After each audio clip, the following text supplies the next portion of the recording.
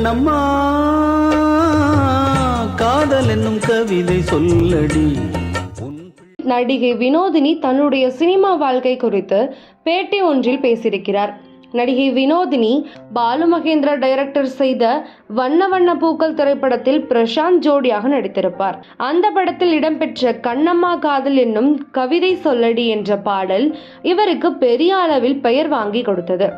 அந்த படத்தில் காட்டுக்குள் சிக்கிய வினோதினி பிரசாந்தின் ஒரு சட்டையை மட்டும் போட்டுக்கொண்டு படத்தில் பாதி நேரம் வலம் வருவார்.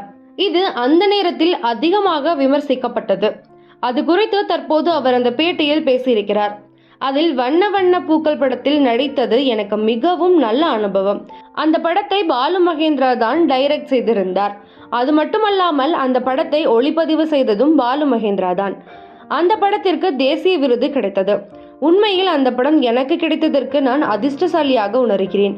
அந்த படத்தில் நான் உடுத்திய ஆடை குறித்தான விமர்சனம் பரவலாக அப்போது பேசப்பட்டது. ஆனால் அதை நான் கண்டு கொண்டது கிடையாது. நாங்கள் முத்திரை குத்திய ஐயர்கள். நான் மிகவும் கட்டுப்பாட்டு அடங்கிய குடும்பத்தில் இருந்துதான் வந்தேன். ஆனால் என்னுடைய தொழில் சினிமாவாக மாறிவிட்டது. சினிமாவுக்கு வந்த பிறகு நிறைய படங்கள் நடிக்க தொடங்கிவிட்டேன்.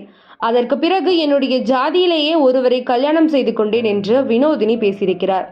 வினோதினி ஆரம்பத்தில் பல திரைப்படங்களில் கதாநாயகியாக நடித்திருந்தாலும் திருமணத்திற்கு பிறகு சில வருடங்களாக நடிப்பை விட்டு விலகியிருந்தார். அதற்கு பிறகு இப்போது மீண்டும் சின்னத்திரையில் மற்றும் சினிமாக்களில் நடிக்க தொடங்கியிருக்கிறார். சீதமிழில் சமீபத்தில் முடிவடைந்த சீதாராமன் சீரியலில் நடித்திருந்தார். அதுபோல சன் டிவியில் ஒளிபரப்பான கண்ணான கண்ணை சீரியலிலும் இவர் நடித்திருந்தார்.